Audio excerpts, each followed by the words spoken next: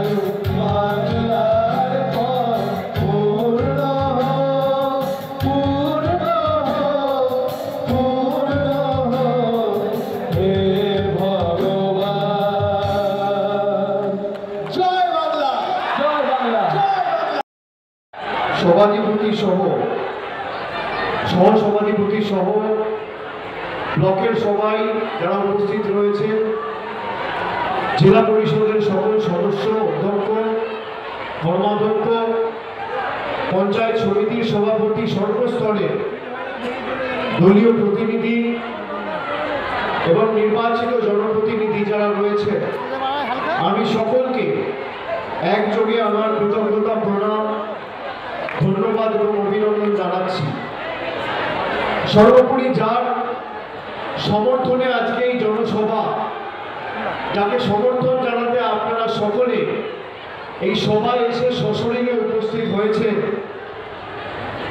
আমার আগে যিনি বক্তব্য রাখলেন আপনাদের কাছে আবেদন জানিয়েছেন, হুগলি লোকসভা কেন্দ্র থেকে জোড়া ফুল প্রতীক চিহ্ন নিয়ে আমাদের দলের প্রার্থী, মানুষের প্রার্থী, বাংলার প্রার্থী রচনা বন্দ্যোপাধ্যায়, আমি তাকেও ধন্যবাদ জানাচ্ছি। আমি 2 ঘন্টা 2.5 ঘন্টা আগে থেকে আজকের সবার ছবি পাচ্ছিলাম এবং আমি যেখানেই সবাই যাচ্ছি আমি দেখছি মায়েদের, দিদিদের, বোনেদের এবং বৌদিদের উপস্থিতি।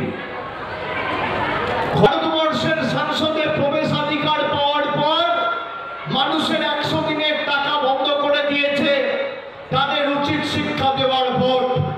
যারা গরিব মানুষের ভোট নিয়ে তাদের সমর্থন পাওয়ার পরে মানুষের বাড়ির আবাসের টাকা গায়ের জোরে বন্ধ করে রেখেছে, তাদের শিক্ষা দেওয়ার ভোট। যারা মানুষের ভোট নেওয়ার পরে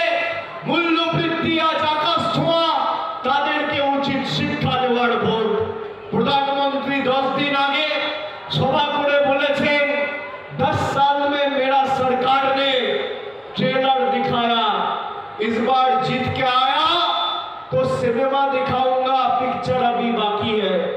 আমি আপনাদের বলবো 10 বছর মোদি সরকার ক্ষমতায়, মোদিজি বলছে ট্রেলার দেখিয়েছি। মায়েরা ভাইরা যারা উপস্থিত আছেন নিজেকে জিজ্ঞেস করুন এই 10 বছরের ট্রেলারে আপনারা কি দেখলেন? 10 বছর আগে রান্নার গ্যাসের দাম ছিল 400 টাকা, মোদিজির ট্রেলারে রান্নার গ্যাসের দাম 1000 টাকা, 1100 টাকা। 10 বছর আগে ডিজেলের দাম ছিল 40 টাকা, আজকে ডিজেলের দাম 92 টাকা লিটার। 10 বছর আগে পেট্রোলের দাম ছিল 50 টাকা, আজকে 10 বছরের ট্রেলারে সেই পেট্রোল 100 টাকা লিটার। পাতিলেবুর দাম 175 টাকা কেজি। 10 বছর আগে মুখ মুসুরের ডাল ছিল 55-60 টাকা কেজি, আজকে 170-80 টাকা কেজি। চা পাতা ছিল 110 টাকা কেজি, আজকে চা পাতা 280 টাকা কেজি। 10 বছরের ট্রেলারে মোদিজি লাগিয়েছেন। রাজ্য সরকারের আমাদের পরিবহন দপ্তরের মন্ত্রী পরশুদিন বলবে অমুককে গ্রেফতার করতে হবে। আমি বলে দিই 34 বছরের সিপিএমকে আন্দোলনের মধ্য দিয়ে মমতা ব্যানার্জির নেতৃত্বে বাংলার থেকে তাড়িয়েছি। বিজেপি আমাদের কাছে কোনো ফ্যাক্টর নয়। ইডি লাগিয়েছে, সিবিআই লাগিয়েছে, অনেক কিছু হয়েছে, অনেক কিছু হয়েছে মিথ্যাচার। শুধু বলবো আমাদের কর্মীদের বলবো নির্বাচনের দিন থেকে 3 দিন একদম শক্তপোক্ত ভাবে থাকুন, বুথকে পাহারা দিন। যত ইএফআর আসুক, বিএসএফ আসুক, আমাদের কর্মীদের ভয় দেখানো যাবে না, ভয় দেখানো যাবে না। এবং বলবো যে আমরা যেভাবে বাংলা দখল করেছি মার্ক্সবাদী কমিউনিস্ট পার্টির থেকে 34 বছরে পরে 11 গেছে, 16 গেছে, 21 গেছে, মমতা ব্যানার্জি এখনো 20 বছর বাংলার মুখ্যমন্ত্রী থাকবে। বিজেপির কোনো ক্ষমতা নেই বাংলাতে এখানে ক্ষমতায় আসে, দায়িত্ব নিয়ে বলে গেলাম। আর আমরা সবাই আপনাদের সঙ্গে আছি, ভয় পাবেন না। আমরা সমস্ত ব্লকে, আমি বেচা, শেয়াশিস, অসীমা, অরিন্দম, মনোজ, আমরা সবাই বুঝছি। শুধু ভালো করে নির্বাচনটা করতে হবে। অভিষেক বন্দ্যোপাধ্যায় আসছেন, তার মূল্যবান বক্তব্য রাখবেন। এখানে অনেক কর্মসংস্থান প্রকল্প যেমন যুবশ্রী, গতিধারা, কর্মশ্রী। সরকারি চাকরি 5 লক্ষ আমরা চাই অ্যাপয়েন্ট করতে, কিন্তু সিপিএম আর বিজেপি নেতাদের বলুন দয়া করে বেকার যুবক যুবতীদের ভবিষ্যৎ নষ্ট না করবার জন্য এই চাকরিগুলোকে আটকাবেন না। রাজ্য সরকার কৃষকদের কথাও ভেবেছে। চাষি ভাইরা, যে জমির ফসল নষ্ট হয়েছে সে টাকা আপনারা পাবেন। 1000 কোটি টাকা রাখা হয়েছে এবং আপনাদের ক্রপ ইন্স্যুরেন্স বিনা পয়সায় করে দিচ্ছি। বাঙালির দুর্গোৎসব নিয়েও মোদীজি মিথ্যে বলেন। बंगाल में लोगों को मां दुर्गा की पूजा से रोकती है, उनके विसर्जन से रोकती है। দুর্গোৎসব আজ দেশে বিদেশে শিকড় ছড়িয়েছে, এমনকি ইউনেস্কোর হেরিটেজ তালিকায় স্থান পেয়েছে। বাইরে করতে দিই না আমরা সেলফ হেল্প গ্রুপকে দিয়ে করাই, আমরা তাঁতিদের দিয়ে করাই। যদি আমার কোনো তাঁতি ভাই যদি দুর্ঘটনায় মারা যান, তাহলে সেই পরিবারকে 2 লক্ষ টাকা এককালীন দেওয়া হবে। জুটমিল চালায় কেন্দ্র সরকারের বস্ত্র মন্ত্রক। বিজেপি সরকার শ্রমিক ছাঁটাই করছে, তার উপর লোক দেখানো দরদ বিজেপি নেত্রী লকেট চট্টোপাধ্যায়ের। তিনি বলেছিলেন সমস্ত জুটমিল শ্রমিকদের মাসে 18,000 টাকা করে দেবেন, কিন্তু মোদিজির মতোই তিনিও প্রতিশ্রুতি রাখেননি। কিন্তু জুটমিল শ্রমিকদের পাশে আছে রাজ্য সরকার।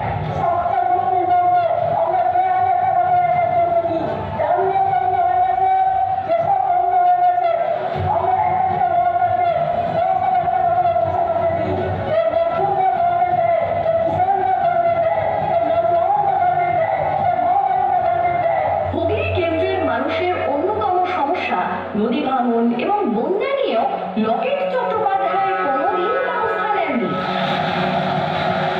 বা সংসদে সওয়াল করেননি।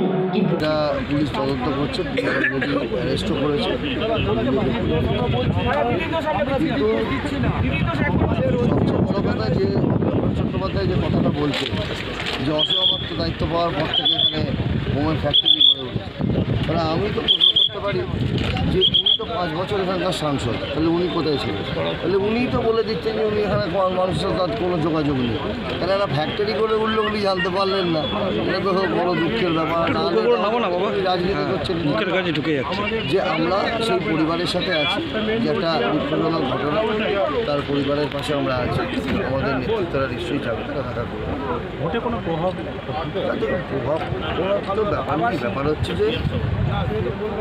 যে আমরা সবসময় মানুষের পাশে থেকে কাজ করি। আমরা ফাঁকা রাজনীতি করি না, যে ভোট এসে গেছে ভোটের সময় আমাদের রাজনীতি করতে হবে তার জন্য অবরোধ করছি, রাস্তায় বসে পড়ছি, সেটা আমরা করি না। আমরা ব্যাপারটা পুঙ্খানুপুঙ্খ আমরা চাই পুলিশি তদন্ত যেটা হবে সেটা হবে। দাদা, এই যে অভিষেক বন্দ্যোপাধ্যায় সবার আলাদা